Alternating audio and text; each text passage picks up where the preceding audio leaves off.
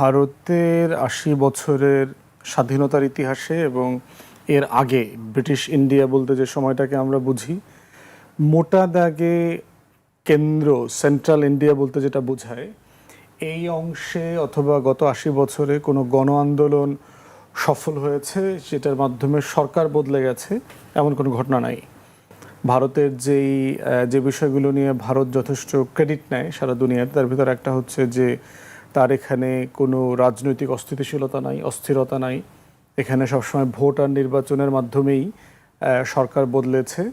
ইন্দিরা গান্ধীর একটা সময় বছর দুয়ের মতো ইমার্জেন্সি ডিক্লেয়ার করেছিলেন তিনি, এবং তাকে এই জন্য ক্ষমা চাইতে হয়েছিল জাতির কাছে। ক্ষমা চেয়ে মাফটার চেয়ে তারপরে উনি পরবর্তীতে ক্ষমতায় এসছেন, মাঝখানে একটা সময় ছিলেন না। তো মোটা দাগে কেউ মনে করছে না যে এই আন্দোলনটা মানে ভারতবর্ষে একেবারে সরকার বদলে দেবে এমন কোনো ঘটনা এখানে ঘটবে।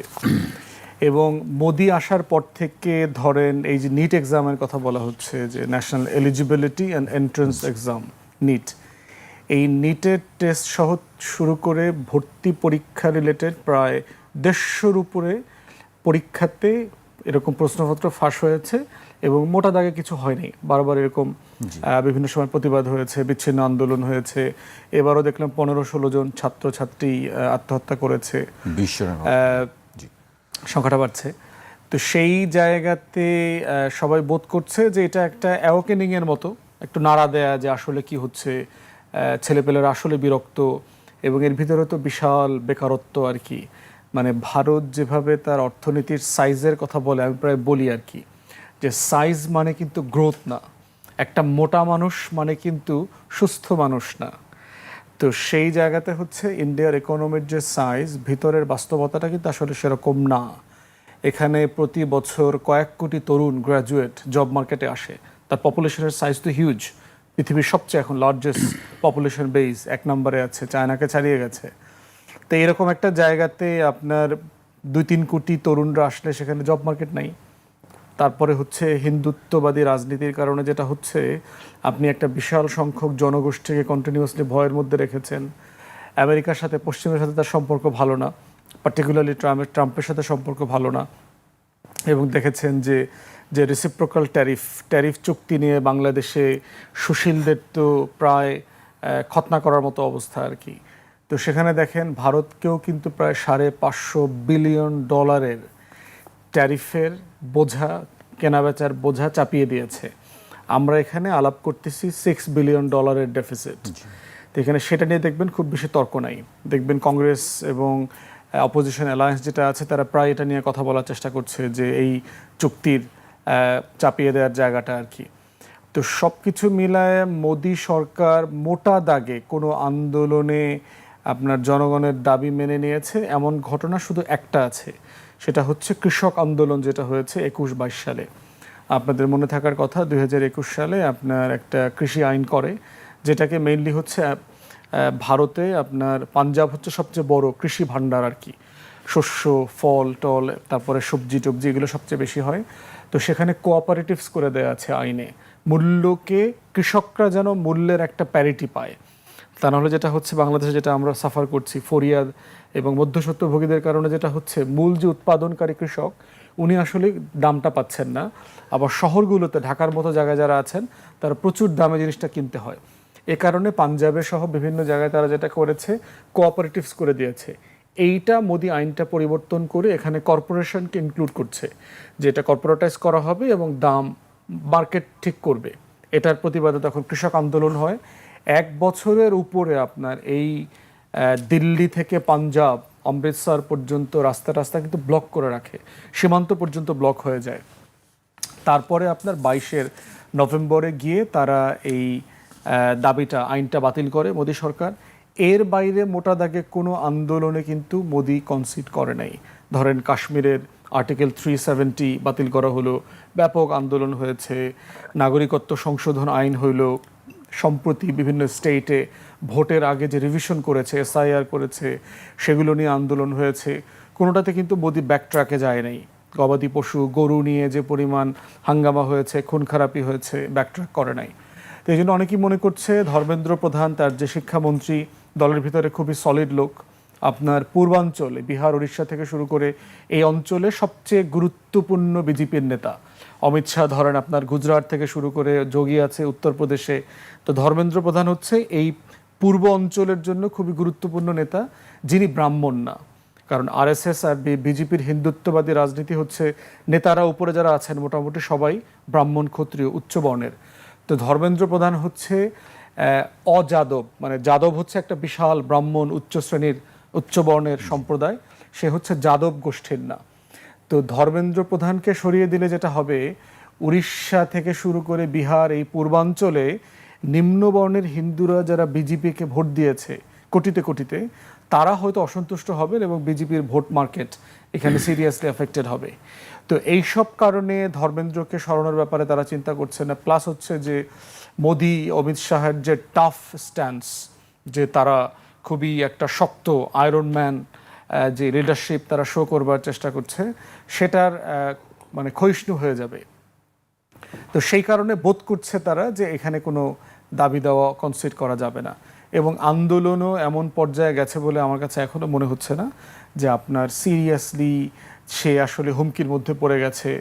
আর প্রাতিষ্ঠানিকভাবে তো হাসিনার মতো টোটাল রাষ্ট্রীয় কাঠামো এখন মোদি এবং আরএসএসের দখলে। সেটা গদি মিডিয়া বলেন, সেটা সেনাপ্রধান বলেন, আর্ম ফোর্সেস, কয়েকদিন আগেই মাত্র পুলিশ প্রধান পরিবর্তন করা হয়েছে, তারপরে হচ্ছে নির্বাচন কমিশন বলেন, প্রধান বিচারপতি বলেন, পুরো কাঠামো হচ্ছে এখন বিজেপির দখলে আছে। তো সেই কারণে মোটা দাগে তারা খুব বেশি মানে হুমকির মধ্যে আছে এটা মনে হচ্ছে না। যদিও বিজেপি লিডারশিপ মনে করছে যে এখানে সিআইয়ের একটা চক্রান্ত আছে, এখানে ক্ষমতার পালাবদলের একটা চেষ্টা করা হচ্ছে। এই তর্কটা হচ্ছে, আমি আপনার এখানে এর আগে কথা বলেছিলাম, deputy secretary of state Christopher Landau সে গত মার্চ মাসে আপনার অবজারভার ফাউন্ডেশনের একটা প্রোগ্রামে দিল্লিতে এই কথাটা বলেছে যে চায়নাকে আর্থিকভাবে সমৃদ্ধশালী করে আমরা যে ভুল করেছি, এই ভুল ইন্ডিয়ার ব্যাপারে আমরা করব না।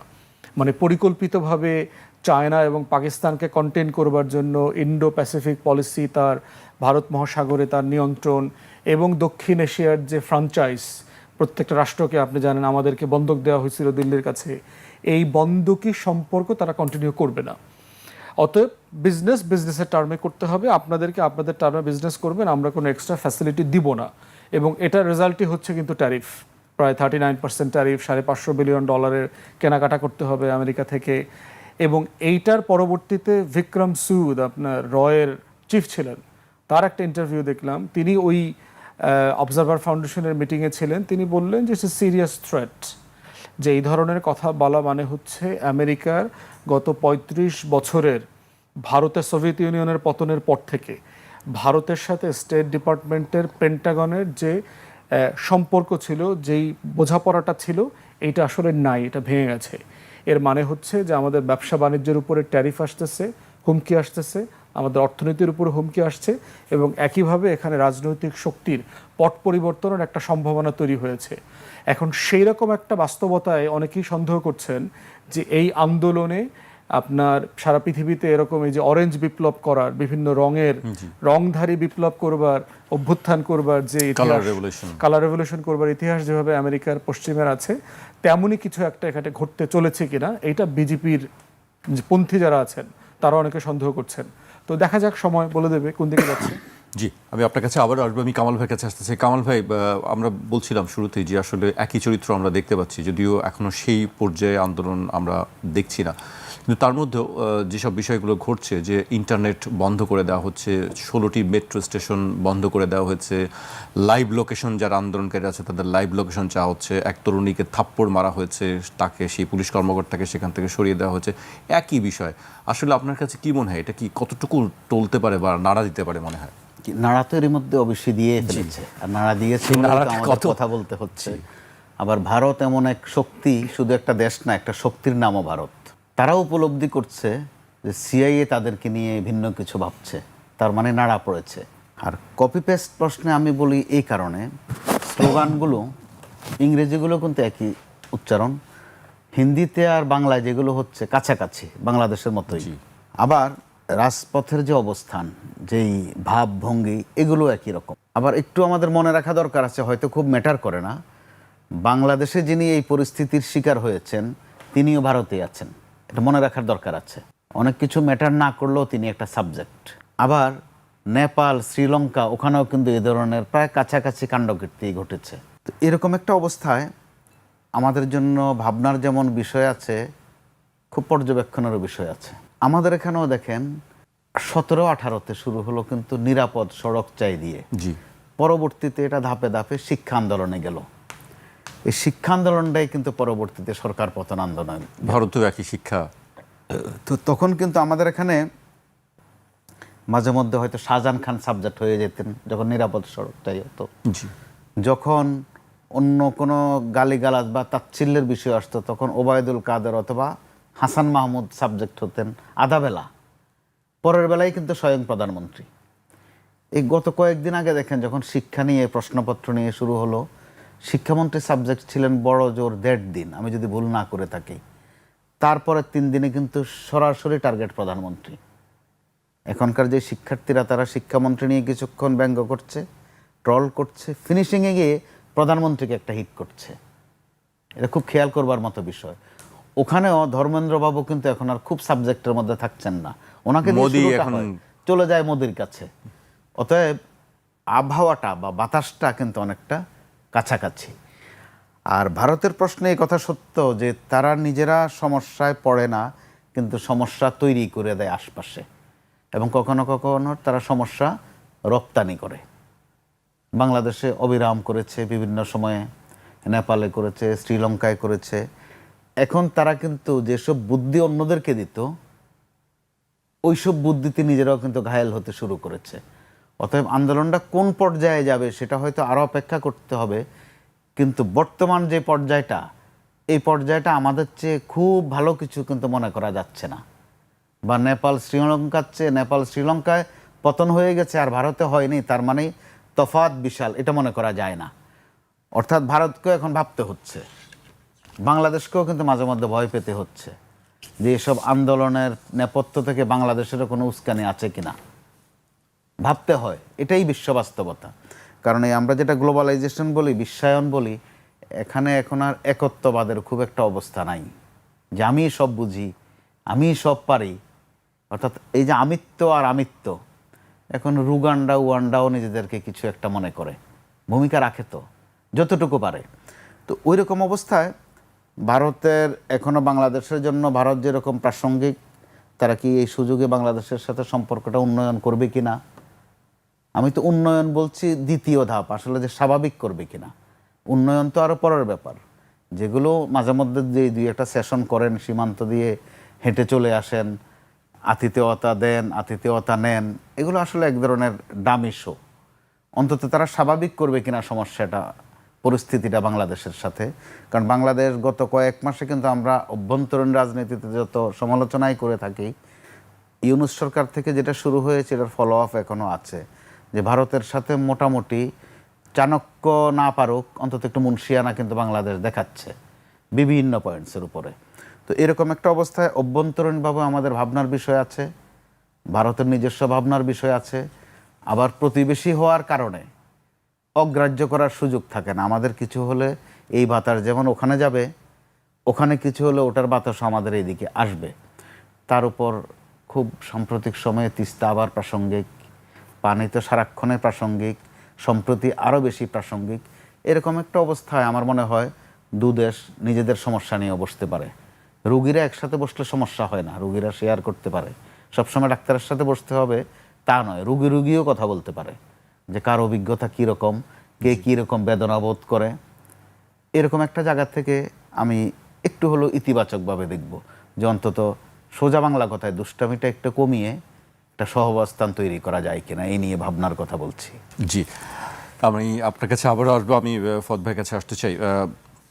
রাজপথের যে চিত্র আমরা দেখছি, কিন্তু পার্লামেন্টেও কিন্তু আমরা সেই একই অবস্থার দিকে আমরা দেখছি যে আমি সংসদের বর্ষাকালীন অধিবেশনের চতুর্থ দিনেও আজকেও লোকসভা ও রাজ্যসভায় চরম বিতর্ক ও হট্টগোল হয়েছে। বিরোধী দলের নেতা রাহুল গান্ধী সহ অন্যান্য বিরোধীরা শিক্ষামন্ত্রীর পদত্যাগ দাবি করে বিক্ষোভ অব্যাহত রাখায় অধিবেশন বারবার মুলতবি করতে হয়েছে আজকেও। আরেকটি আমি উল্লেখ করতে চাই, ভারতের জনপ্রিয় সঙ্গীত শিল্পী অরিজিৎ সিং তিনি তার এক্সে লিখেছেন, শিক্ষার্থীদের মারধর করা হচ্ছে, দিল্লি পুলিশ আপনাদের কি লজ্জা হচ্ছে না? নেতা মন্ত্রীদের বলছি, এসব কি হচ্ছে? আপনারা কি নিজেদেরই ভগবান মনে করছেন? সব কিছু মনে রাখা হবে। একই সেই আমরাও আমাদের প্রেক্ষাপটে একই দেখেছি। পার্লামেন্টের যে কথাটা আসছে, আপনার কাছে কি মনে হয় যে বিরোধী দল সেই জায়গা থেকে তাদের দাবি আদায়ে সক্ষম হবে? দেখেন, এই মোদি আসার পর থেকে অথবা কংগ্রেসের যে 47 পরবর্তী ক্ষমতায় থাকা লম্বা সময়, মাঝখানে বিজেপির কিছু সময় ছিল, এই পুরো সময়ের পরে দেখেন যে কংগ্রেস কিন্তু এত লম্বা সময় কখনো ক্ষমতার বাইরে ছিল না। এবং এটা নিয়ে কিন্তু এই আলোচনাটা ভারতে আছে, সেটা হচ্ছে যে গান্ধী পরিবার আসলে আর ভারতবর্ষের নেতৃত্ব দিতে পারবেন কিনা। পার্টিকুলারলি আমরা দেখলাম যে সোনিয়া গান্ধী দায়িত্ব নেবার পর থেকে তার ছেলে মেয়েরা এখন আছে, যদিও এখন আপনার পার্টি প্রেসিডেন্সি তারা পরিবর্তন করেছে, ভোটাভুটির মাধ্যমে একজনকে দায়িত্ব দিয়েছে, আর লোকসভাতে আপনার পার্লামেন্টারি লিডারশিপ হচ্ছে এখন রাহুল গান্ধীর। তো সেইখানে মানে পুরো জাতিকে কানেক্ট করবার মতো লিডারশিপ গান্ধী পরিবার আসলে দিতে পারছে না, কংগ্রেস দিতে পারছে না। আবার সর্বভারতীয় রাজনৈতিক দলও অন্য কেউ নাই। এবং ভারতে দেখেছেন যে প্রচুর কিন্তু স্থানীয় পাওয়ারফুল রাজনৈতিক দল আছে, যেমন ধরেন মমতার দল বাংলাতে খুবই পাওয়ারফুল, উত্তরপ্রদেশে আছে এরকম, আপনার বিহারে আছে, দক্ষিণ ভারতে দেখলাম আমরা এই যে আপনার তামিলনাড়ুর নায়ক হঠাৎ করে দল বানায়া চিফ মিনিস্টার হয়ে গেলেন। তো সেই জায়গাতে আপনার বিরোধী দল নির্বাচন ইস্যুতেও দেখবেন খুব স্ট্রং পজিশন নিয়ে আন্দোলন গড়ে তুলতে পারে নাই। মোদি যে বারবার ইভিএম ম্যানিপুলেট করতেছে, তারা নির্বাচনের অনেক দিন পরে দেখলাম গত বছর রাহুল গান্ধী প্রেস কনফারেন্স করে বলতেছে যে 100-র উপরে সিটে ম্যানিপুলেশন হয়েছে, কোটি কোটি ভোট ম্যানিপুলেট হয়েছে, ম্যানিপুলেশন না হলে তারা জিততো, এই ধরনের কথাবার্তা এসছে। তো এখন সেটাকে মানে আপনি তো জনগণের কাছে নিয়ে যাবেন, জনগণের কাছে নিয়ে সেটাকে মোবিলাইজ করা, সেই আন্দোলন তৈরি করতে সক্ষম তারা দেখতে পাচ্ছি না। তো সেখানে গান্ধী পরিবারের পলিটিক্সটা, তাদের বক্তব্য, সম্প্রতি যে দুই ভাই বোনের বক্তব্য দেখলাম, অনেকটাই ভেরি মানে ওয়েস্টার্ন আর কি, আপনার ব্রিটিশ পলিটিক্সের ডিসেন্সি, ভদ্রতা, যে মোদিজি তো এটা করতে পারেন না, উনি তো দুষ্টামি করছেন আমাদের সাথে, এগুলো কথা রাখছেন না, এই ধরনের কথাবার্তা বলছে। কিন্তু অরুন্ধতী রায় যে বিখ্যাত লেখিকা, তিনি বলেছেন আর কি যে এটা তো একটা অসভ্য সরকার, মানে তার সাথে তার ভাষায় কথা বলবার যে জায়গা, সেটা বলছে যে অনেক দিন পরে নিজেকে ভারতীয় মনে করে ভাল লাগছে, যে এখনো কিছু তেলাপোকা বেঁচে আছে, যে যারা আসলে আন্দোলন করতে পারতেছে। সে মনে করছিল সবাই তো মরিয়ে গেছে, এখন কিছু তেলাপোকারা বেঁচে আছে, তারা সবাই একত্রিত হয়ে ফিরে এসছে। তো আমি এখনো মোটা দাগে মনে করছি না যে বিজেপির হিন্দুত্ববাদী ফ্যাসিবাদ যে পরিমাণ শিকড় গেড়েছে, এইটা রাহুল গান্ধী পরিবার অথবা কংগ্রেসের লিডারশিপ অথবা খুবই ব্রোকেন, ইভেন যারা কংগ্রেস করছে, আপনি চিন্তা করে দেখেন মমতার প্রায় 19-20 জন এমপি ইন্ডিপেন্ডেন্ট ফোরাম তৈরি করে ফেলেছে বিভিন্ন এলাকাতে। আপনি দেখেছেন কাশ্মীরের মুখ্যমন্ত্রী, তিনি বলছেন তার মন্ত্রী পরিষদ কিনে নেওয়ার জন্য অফার দেওয়া হয়েছে, প্রত্যেককে 3, 4, 5 কোটি 20 কোটি রুপি পর্যন্ত দেওয়া হচ্ছে।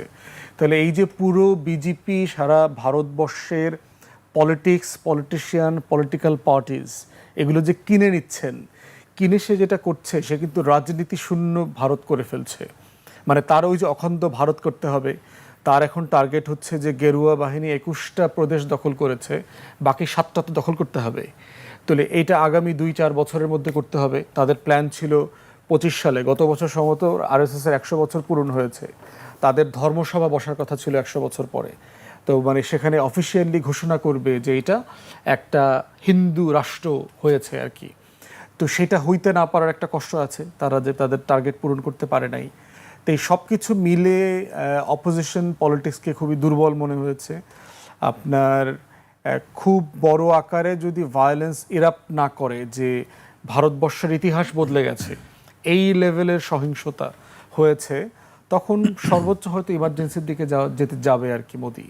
এবং ইমার্জেন্সি দিলেই যে গান্ধী পরিবার অথবা কংগ্রেস ক্ষমতায় চলে আসছে ব্যাপারটা তাও না। ফেডারেল স্টেট, তার কাঠামো অত্যন্ত মজবুত বিভিন্ন জায়গাতে, সেটা আমাদের মতো না ছোট্ট জায়গায় আপনি ঢাকাকে অচল করে দিলেন মানে বাংলাদেশ অচল হয়ে গেছে, ব্যাপারটা এরকম না। তার আরও বড় বড় সিটি আছে যেটাকে কেন্দ্র করে সে দেশ পরিচালনা করতে পারবে। তো আর কংগ্রেস পলিটিক্সও ঠিক এরকম না, বাংলাদেশের মতো না যে আপনার একদম ভেঙে চুরে সব কিছু নিয়ে ক্ষমতা দিবে। কারণ কংগ্রেসের পলিটিক্যাল হাতেখড়ি কিন্তু ব্রিটিশদের হাতে, সেই 1885-86 সালে। তো প্রায় 100+ বছর একটা রাজনৈতিক কালচার তারা তো প্র্যাকটিস করেছে, ভোট, গণতন্ত্র, নির্বাচন, একটা বিতর্ক তর্কর ভিতর থেকে রাজনৈতিক সংস্কৃতি গড়ে তোলা। সেখান থেকে তারা হুট করে খুব ভায়োলেন্ট হতে পারবে আমাদের মতো, তেমনটা আমি বোধ করছি না। জি, আপনার কাছে আমি আবার আসবো। আমি কামাল ভাইয়ের কাছে আসতে চাই। কামাল ভাই, ত্যাগ, পদত্যাগ, এই বিষয় নিয়ে খুব আলোচনা চলছে, আজকেও এটি নিয়ে দিনভর আলোচনা ছিল। রাষ্ট্রপতির একটি বিষয় আছে, আরেকটি হচ্ছে যে জামায়াতের যিনি এমপি তাকে বহিষ্কার করা হয়েছে, তার সংসদ সদস্য পদ থাকবে কি থাকবে না, এই বিষয় নিয়ে অনেক আলোচনা হয়েছে। আপনার কাছে কি মনে হয় পরবর্তী রাষ্ট্রপতির দৌড়ে আসলে কারা কারা থাকতে পারেন? এখানে ত্যাগ আর পদত্যাগ আপনি বলেছেন, দুইটারই খুব একটা মৌসুমি ঝড়ের মতো। প্রথমত যদি ত্যাগের প্রশ্ন বলেন, জামাত তার একজন এমপিকে ত্যাগ করেছে। তিনি জামাতকে ত্যাগ করেছেন কিনা এখনো আমরা জানি না। আবার জামাতের যে রাজনৈতিক চর্চা, তাদের কিন্তু প্রতি বছরে দলীয় কিছু সিদ্ধান্ত হয়, কঠিন কঠিন সিদ্ধান্ত হয়, যেগুলো আমরা জানি না, তারা সাধারণত জানান না, অভ্যন্তরীণভাবে রাখা হয়। যেমন ফুয়াদ ভাই পাশে আছেন, এই জন্য একটু বলার দরকার মনে করছি। আপনাদের যিনি সভাপতি মঞ্জু ভাই, তাকে যে জামাত থেকে বহিষ্কার করা হয়েছিল, জামাত কিন্তু জানাই নাই কখনো এটা। মঞ্জু ভাই জানিয়েছেন গণমাধ্যমকে যে ওনাকে বহিষ্কার করা হয়েছে। জামাতের কালচারটা এরকমের। তো অনেক দিন পর জামাত একটা সিদ্ধান্ত প্রেস রিলিজ দিয়ে জানিয়েছে যে তারা একজনকে দল থেকে ত্যাগ করেছে। তো এখন এমন একটা বিষয়টা এত স্পর্শকাতর, যদি আলোচনা না করা যেত স্বস্তি লাগতো। কিন্তু পরিস্থিতির এতই অনিবার্যতা, আজকে 3-4 দিন ধরে আমাদের কথা বলতে হচ্ছে বিষয়টা নিয়ে। আবার বিষয়টা এমন, যার এই নিয়ে গরজ কম, আগ্রহ কম, সেও শুনতে একটু পছন্দ করে, আবার ফাঁকে ফাঁকে দুই এক কথা আবার নিজে বলেও। আবার আজকে দেখলাম গণমাধ্যমে যে আবার নতুন কোন এক ভিডিও, জি, হয়তো আরও আসবে। তো এখন জামাত স্মরণকালের একটা সুবিধাজনক অবস্থায় আছে বাংলাদেশের রাজনীতিতে। তো এমন একটা সময়ে তিনি, এই গাজী সাহেব এমন ঘটনা ঘটালেন, তিনি আসলে একজন গাজী, তিনি যুদ্ধ ফেরত, শহীদ হননি, জামাতের জন্য অর্নামেন্ট, স্পিকার হাসছেন আপনার কথা শুনে। এই গেল একদিক। আবার জামাতের একজন আমির অনেকটা গর্ব করে বলেছিলেন যে আমাদের জান্নাত শুরু হবে সাতক্ষীরা অঞ্চল দিয়ে। ওই এলাকার জামাত নেতারা একটু বেশি আমলি, জামাতের প্রভাবও বেশি এখনো। তো জান্নাতের যে নমুনাটা উনি দেখিয়ে ফেললেন, ভয়ের একটা জায়গায় ফেলে দিলেন। এরপরে ঝুঁকিতে শুধু নিজেই পড়লেন না, তার দলটাকেও ফেললেন, আবার ইসলামকেও ফেললেন। দলটার নামের সাথে ইসলাম আছে, ওনার নামের সাথেও আবার ইসলাম আছে। আবার বাংলাদেশ জাতীয় সংসদ, তিনটা শব্দ স্পর্শকাতর, সেই সাথে মুক্তিযোদ্ধা তিনি। তো এরকম একটা অবস্থার মধ্যে তিনি যে কাণ্ডকীর্তি ঘটালেন, জামাত যদি না আরও একদিন আগে সিদ্ধান্তটা নিতে বোধ আর একটু ভালো হতো জামাতের জন্য, তাহলে জলঘোলা অন্তত একদিন কম হতো। তো আবার দেখেন সাবজেক্টের অনিবার্যতায় আমাদের এটা সম্ভবত মন মগজটাও আমাদের এই রকমের। আপনি দেখেন আন্দোলন চলাকালে, খুব গরম যখন আন্দোলন, 24-এর আন্দোলন, তখন মাঝে মধ্যে আন্দোলনের প্যারালাল একটা হেডলাইন চলে আসতো। আপনি মনে করে দেখেন, একজনের নাম মুস্তাক, একজনের নাম তিশা। ওই মুস্তাক সাহেব এমপি না, বোধহয় ওয়ার্ড কমিশনার ছিলেন, আর তিশা হচ্ছে একটা ছোট্ট মেয়ে মতিঝিল এলাকার। মুস্তাক তিশা ওরা কি গান গায়, একদিকে আন্দোলনের 3 কলাম 4 কলাম হেডলাইন, পাশে 2 কলাম মুস্তাক আর তিশার খবর। মানে মানুষের খুব মোহ থাকে এইসব জিনিসের প্রতি, অডিয়েন্স এগুলো নেয়, খায় বলে আর কি। আমরা মিডিয়া হাউসে নিজেরা বলে যে খায় ভালো, তো এরকম জিনিস বরাবরে খায় ভালো। তো কিন্তু এটাতে আমাদের চরিত্রের কতগুলো জিনিস প্রকাশ পায়। আর জামাত ইসলামের ক্ষেত্রে যে কাণ্ডটা ঘটলো এবার, এটা আমাদের প্রান্তিক পর্যায়ের একটা অবস্থা। দেখেন যে কেউ যখন কর্মসংস্থানের প্রশ্নে পড়ে, চাকরির দরকার হয়, তখন কিন্তু জনপ্রতিনিধির কাছে যায়। সহায় সম্বল যার নাই সেও যায়, যার মোটামুটি আছে সেও যায়। তাহলে যাওয়ার পরেই কিন্তু এই কাণ্ডটা ঘটলো। তার মানে ভবিষ্যতে জনপ্রতিনিধির কাছে সুপারিশের জন্য যেতেও ভেবে চিনতে যেতে হবে। তো এই গেল দ্বিতীয় দিকটা, সামাজিক বাস্তবতা এটা। এখন যখন বিয়ে শাদী বা এটা সেটা হয়েই গেছে, বাংলাদেশের প্রচলিত আইনে আছে বয়স টয়স এইসব নিয়ে কিছু গোলমাল আছে আইনে, আবার ফাঁকও আছে, আইনেও ফাঁক আছে। যদি বিয়েটা হয়ে যায়, যদি কবুলনামা বা কাবিন এগুলো হয়ে যায়, মোনাজাত হয়ে যায়, বিয়ে শাদী খাওয়া দাওয়া হয়ে যায়, তো এখন এমপি সাহেব বাকি একটা কাজ আছে, এই খাওয়া দাওয়ার পর্বটা বাকি রাখছেন সামাজিকতার অংশ হিসাবে, তিনি ওইটাও করতে পারেন। তবু মেয়েটার সামাজিক মর্যাদার দরকার আছে। কারণ শুধু এই আপদকালীন সময় পার করার জন্য বিয়ে নামক একটা মোড়ক সামনে নিয়ে আসা, এটা আরও বিপজ্জনক। কারণ গোটা দেশের জন্যই কিন্তু এটা একটা দায়িত্বের পর্যায়ে। এমপি সাহেব করেছেন, তার মতো করে করেছেন, এই মেয়েটার ভবিষ্যৎ কি হবে? তো আর এর মধ্য দিয়ে যে রাজনীতির অন্দরমহলে যে কথাগুলো আসছে সোশ্যাল মিডিয়ায় কিন্তু খুব বেশি, আপনি খেয়াল করে দেখেন গত কয়েকদিন জামাতি বিভিন্ন কর্নার থেকে হুমকে দেয়া হচ্ছে। কারণ যেহেতু বিএনপি বেশি ফুর্তি করেছে এটা নিয়ে, তারা ওই যে বাংলা সিনেমার বিজ্ঞাপনের মতো বলছে, হ্যাঁ ভাই আসিতেছে, রঙিন পর্ব আসবে পরে। অর্থাৎ বিএনপিরও কারো কারো এসব আছে। আওয়ামী লীগ আমলের শেষ দিকে মনে আছে আপনার ডাক্তার মুরাদ নামে একজন, অবশ্যই মনে আছে, কারণ আমরা গণমাধ্যমে আমাদের সবসময় এই খবরগুলোই দিতে হয়। তো এই যে এই কাণ্ডগুলো কিন্তু হয়তোবা কয়েকদিন মজাদায়ক, কিন্তু এগুলো কিন্তু গোটা সরকারকে যেমন আক্রমণ করে, দিন শেষে মানুষকেও ক্ষুব্ধ করে। ক্ষুব্ধ হয় মানুষ এই কারণে, একটা মানবিক কারণও আছে। আবার রাজনীতিবিদদের কাছ থেকে মানুষ এটা কম আশা করে, আবার জামাত ইসলামের কাছ থেকে আরও কম আশা করে। কারণ যত সমালোচনাই থাক, জামাত সম্পর্কে গড়পড়তে একটা ধারণা আছে যে তারা একটু আমল আখলাক ভালো, একটু সাবধানী, একটু শিক্ষিত, একটু সতর্ক, সব গুণাগুণ তাদের আছে। কিন্তু এই জায়গায় তিনি যা করে ফেললেন, একেবারেই দলটাকে যেমন বিপদগ্রস্ত করলেন। এখন আমাদের আসবে ওনার পদত্যাগ প্রশ্ন, সংবিধানের অংশ আসবে, সংসদে এটা কিভাবে ফয়সালা হবে। তো এখন আমি আগাম বলে রাখি, এই ক্ষেত্রেও তার কিন্তু সহযোগিতা করার ব্যাপক সুযোগ আছে।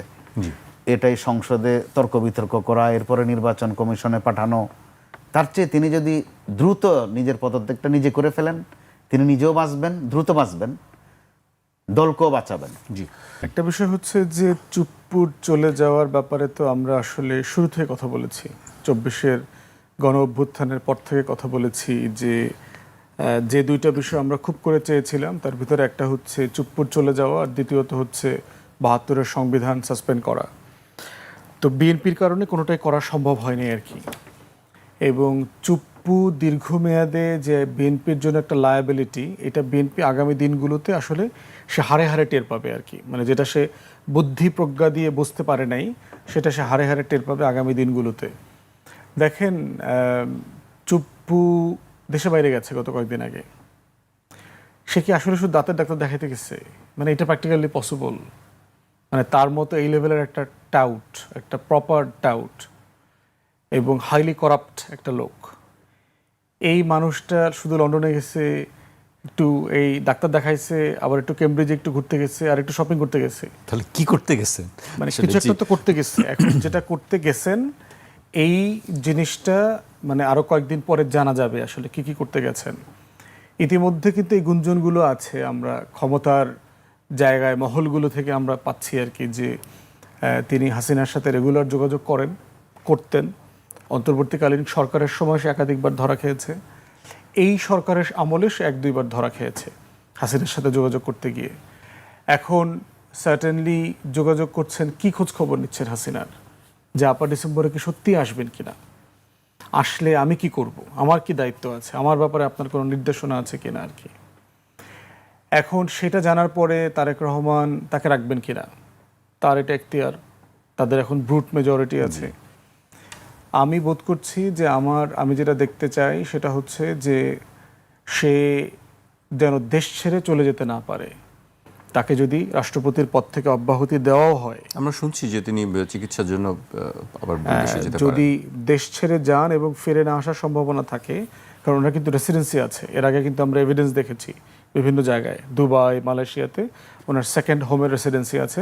দুবাইয়েরটা পার্টিকুলারলি জেনুইন এভিডেন্স বলেই সাংবাদিকরা বিভিন্ন জায়গাতে কনফার্ম করেছেন। এবং আপনি জানেন যে সেকেন্ড হোম অথবা দুবাই এইসব জায়গাতে রেসিডেন্সের জন্য আপনাকে প্রপার্টি কিনতে হবে, অথবা ইনভেস্ট করতে হবে, অথবা পার্টিকুলার একটা টাকা ব্যাংকে জমা রাখতে হবে, কিছু একটা এরকম শর্ত আছে। একটা হচ্ছে উনি একটা বিচারক ছিলেন, একটা জজ কয় টাকা বেতন পায় বলেন, আমরা নিজেরা জানি, একটা ফার্স্ট ক্লাস অফিসার, সে তাদের আসলে প্রচুর টানাপোড়েন থাকে। এরপরে উনি আসলে এগুলো কীভাবে কেনাবেচা করলেন। এখন যারা ওনাকে বিচারক সময় থেকে চেনেন এমন মানুষগুলো বলেছেন, ইভেন ওনার সাথে ছাত্রলীগ করেছে সেই যুদ্ধের আগে পরে, তারা বলেছে সে হচ্ছে রেশনের দুধের ডিলারশিপ নিয়েছিল যুদ্ধের পরে আপনার ছাত্রলীগ কোটায় আওয়ামী লীগের থেকে 72 সালে। এই রেশনের দুধ চুরি করা, এখানে হেরফের করবার কারণে তাকে জেলে পর্যন্ত যেতে হয়েছে। তার সাথে একসাথে জেল খাটছে এমন লোক আবার আমি পার্সোনালি চিনি, ব্যক্তিগতভাবে চিনি, যারা একসাথে জেল খাটছে ওই রেশনের দুধ চুরি করার কারণে। অতএব তার চুরি করার ইতিহাস, তার টাউটামি বাটপারের ইতিহাস কিন্তু নতুন না।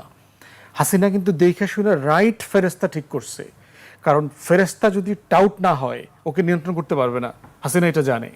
কারণ হাসিনা তো নিম্নে হচ্ছে যে মানে সে তো শয়তানের আমিরুশ শয়তান, তো যিনি ইবলিসের আমির, তাকে তো ইবলিস সিলেকশনের সময় অবশ্যই তাকে চিন্তা করতে হয়েছে ও দুষ্টামি করলে কি আবার আমার বিরুদ্ধে চলে যায় কিনা, ওর একটা টাইট দেওয়ার একটা ব্যবস্থা রাখতে হবে আর কি।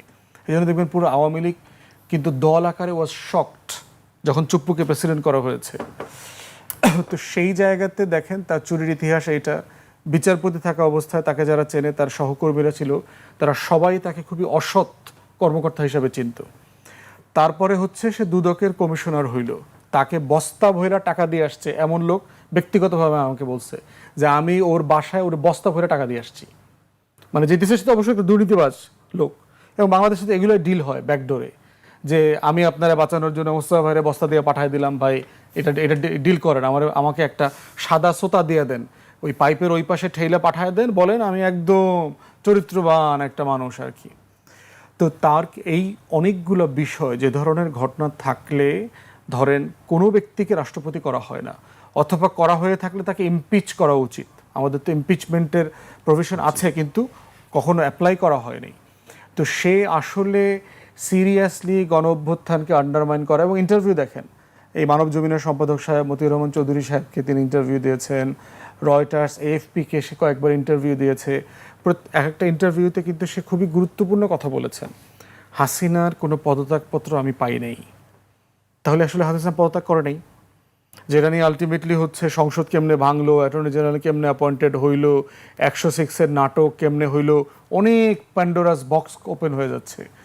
সে অন্তর্বর্তীকালীন সরকারের বিরুদ্ধে অনেকগুলো অভিযোগ করেছে, আমাকে প্রপার যে প্রোটোকল দেয় না, আমাকে বের হইতে দেয় না, দেখা সাক্ষাৎ করে না, আমাকে কোনো মিটিংয়ে ডাকে না, আমার জাতীয় দিবসে আমার ক্রয়পত্র ছাপা হয় না, অনেক কিছু বলছে সে ওই সব জায়গাতে। এখন এইরকম একটা ক্রিমিনাল যদি দেশের বাইরে চলে যায় এবং তার ফেরার সম্ভাবনা না থাকে, তখন কিন্তু সে এমন এমন তথ্য এবং কথাবার্তা বলবে যেটা আলটিমেটলি এই যে আওয়ামী প্রোপাগান্ডা মেশিন, দিল্লির যে আধিপত্যবাদের মিসইনফরমেশন ডিসইনফরমেশনের ক্যাম্পেইন চলছে, এই ক্যাম্পেইনটাকে বেগবান করবে। অতএব আমরা সরকারকে বলবো, যদি চুপ্পুকে অব্যাহতিও দেয়া হয়, তাকে যেন দেশের বাইরে যেতে দেয়া না হয়।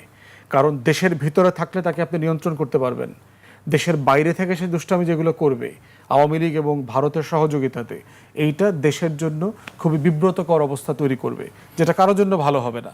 তারেক রহমান সরকার হয়তো মনে করছেন যে এটা বললে অন্তর্বর্তীকালীন সরকারের বিরুদ্ধে বলবে, ইউনূসের বিরুদ্ধে বলবে, শুধু ইউনূসের বিরুদ্ধে বলবে না, আপনাদের 14 গোষ্ঠীর খোঁজ খবর বের করে দেবে, এক্সপোজ করে দেবে কিন্তু।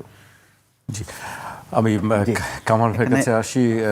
ফওয়াদ ভাইয়ের কাছ থেকে অনেক তথ্য আমরা পেলাম, অনেক বিষয় যেগুলো নিয়ে সবসময় আলোচনা হয়। আবার নতুন করে আপনি এখানে একটু যোগ করার বিষয় আছে, তিনি ভাগ্যের প্রশ্নে তিনি ভাগ্যবান। 3টে সরকারের শপথ পড়িয়েছেন, শেখ হাসিনা সরকারের সর্বশেষ সরকারের শপথ পড়িয়েছেন, ডক্টর ইউনূস সরকারের শপথ পড়িয়েছেন, এখন যে সরকারটি আছে তার শপথও তিনি পড়িয়েছেন, 3 বাহিনী প্রধানের মতো আর কি। হ্যাঁ, তারপর কথা বলেন নাই করতে করতেও কিন্তু কম বলেন নাই, ওনাকে নামাজ পড়তে পর্যন্ত দেয়া হয় নাই, এই অভিযোগ পর্যন্ত এনেছেন। ডাক্তারের কাছ তো যেতে দেয়া হয়নি, অপমান অপদস্থ তো করা হয়েছেই। আবার তিনি কিন্তু পদ ছাড়েননি, রাগ করেননি, তার মানে চরম ধৈর্যশীল মানুষ। আচ্ছা, এরপরে ঠিক প্রজ্ঞাপনের মতো করে ওনার নাম আসলে কি লিখতে হবে সেটা কিন্তু গণমাধ্যমকে জানিয়ে দেয়া হয়েছিল, মোহাম্মদ শাহাবুদ্দিন। চুপ্পু যেন লেখা না হয়, এটার অর্থ হচ্ছে এটা।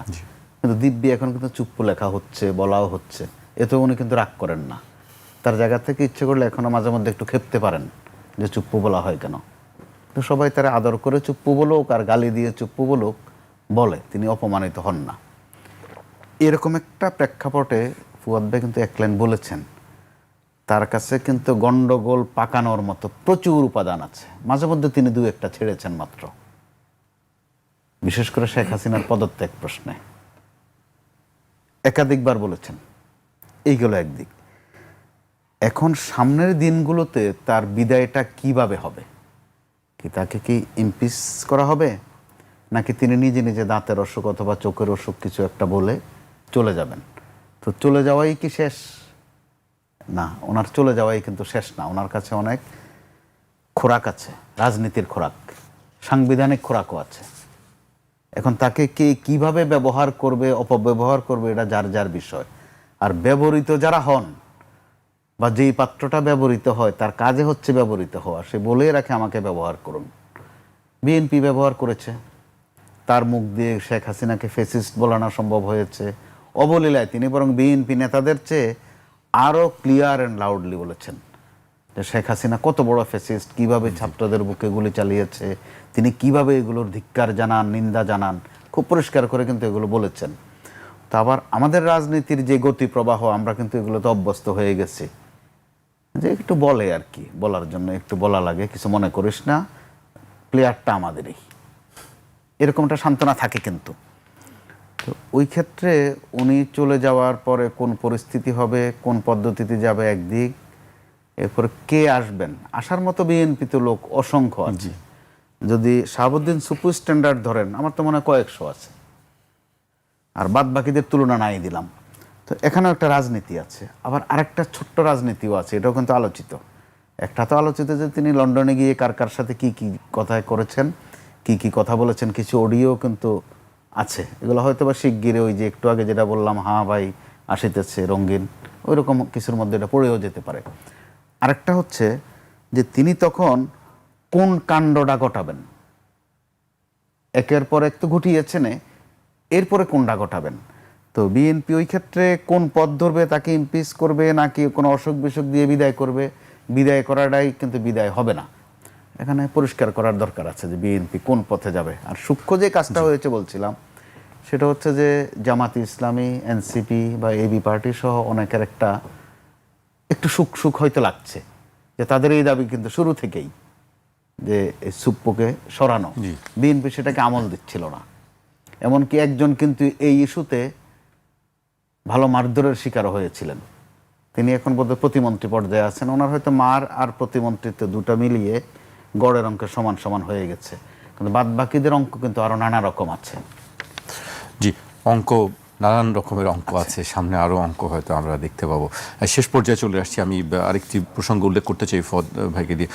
24শে জুলাই গণঅভ্যুত্থান চলাকালে ফেনীতে সংঘটিত মানবতা বিরোধী অপরাধের একটি মামলায় শহীদ রাষ্ট্রপতি জিয়াউর রহমান হত্যা মামলার আসামি মোজাফফর হোসেনকে গ্রেফতার দেখিয়েছে আন্তর্জাতিক অপরাধ ট্রাইব্যুনাল। একই সঙ্গে তাকে দুদিনের জিজ্ঞাসাবাদের অনুমতি দেওয়া হয়েছে।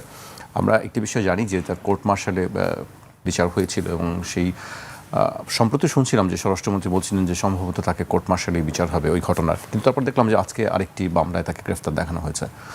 এই বিষয়ে আইনি অবস্থাকে একটু জানতে চাই। আমরা যতটুকু জেনেছি, তাকে আসলে এই যে মাসুদউদ্দিন আহমেদ চৌধুরী, তার মাধ্যমে একটা ট্র্যাপ করে তাকে ধরা হয়েছে, এবং মাসুদউদ্দিন আহমেদ চৌধুরীকেও ইনফ্যাক্ট অন্য একটা ট্র্যাপে ধরা হয়েছে, সব দেশে ছিলেন না, তাকে দেশে এনে গ্রেফতার করা হয়েছে এরকম।